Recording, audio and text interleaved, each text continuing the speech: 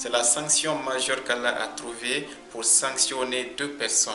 La personne qui refuse de jeûner de façon délibérée, elle est là, elle est majeure, mais elle refuse de jeûner sans aucun motif acceptable. Ça, c'est la kafara qui tombe sur cette personne.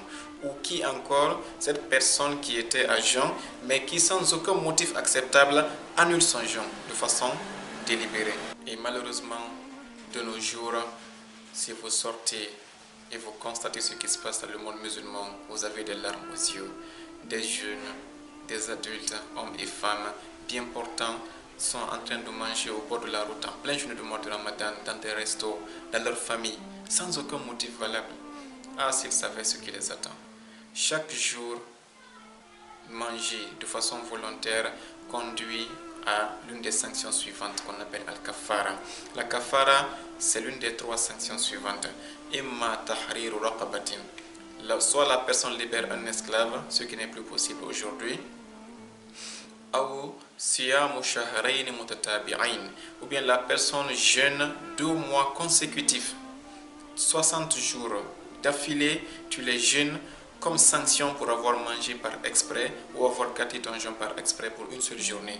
Tu t'imagines celui qui a mangé une seule journée par exprès pendant le mois de Ramadan, il doit jeûner pendant 60 jours. Celui qui a mangé pendant 2 jours, ça fait 120 jours. Celui qui mange 3 jours de jeûne du mois de Ramadan par exprès, ça fait 180 jours d'expiation, ainsi de suite. Pourquoi s'imposer toutes ces sanctions? Pourquoi se causer tout ce mal de façon délibérée et consciente?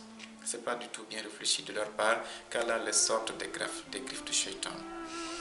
La troisième sanction, la troisième phase de la kafara, c'est it'amu sittina miskinan, nourrir 60 pauvres.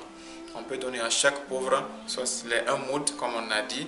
Tu appelles 60 personnes, tu prends 60 mouds, tu partages à ces 60 personnes. Si tu n'as pas cette capacité, tu prépares une nourriture qui peut nourrir 60 personnes, tu les invites, ils mangent tous ensemble chez toi et tu as expié une seule journée. Si tu manges 2 jours, ça fait 120 miskines à nourrir. Si tu manges 3 jours de Ramadan par exprès, sans motif valable, ça fait 180. Si c'est 4 jours, ça fait 240, etc. etc.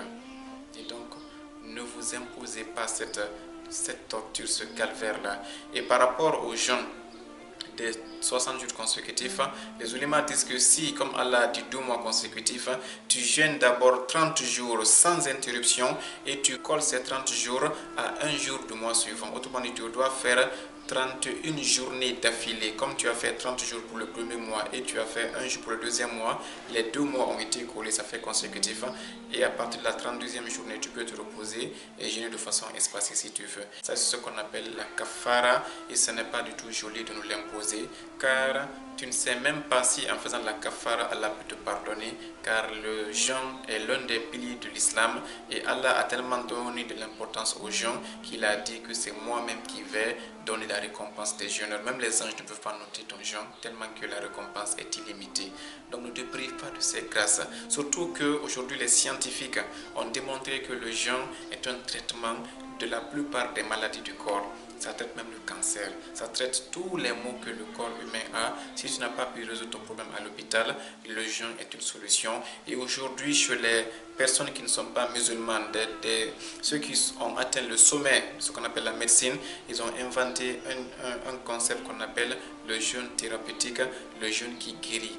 Le jeûne intermittent, ils ont tellement de façons de dire, mais l'islam t'avait dit, le prophète t'avait dit depuis 1442 ans aujourd'hui, quand vous jeûnez, vous serez guéri. C'est vrai, on ne doit pas jeûner avec l'intention de guérir, on jeûne avec l'intention que ceci est une adoration de la part de Dieu, je jeûne pour me rapprocher de Dieu, voilà l'intention qu'il faut prendre.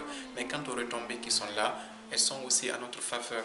Mais pourquoi aujourd'hui s'imposer cela juste un mois? Tu vas voir que toi qui n'as pas gêné et celui qui a gêné, le jour de la fête, vous êtes tous égaux. Et ceux qui ont gêné ont été bénis et toi qui n'as pas gêné, malheureusement, les conséquences t'attendent. Qu'Allah nous pardonne, qu'Allah nous libère des griffes de Shaitan.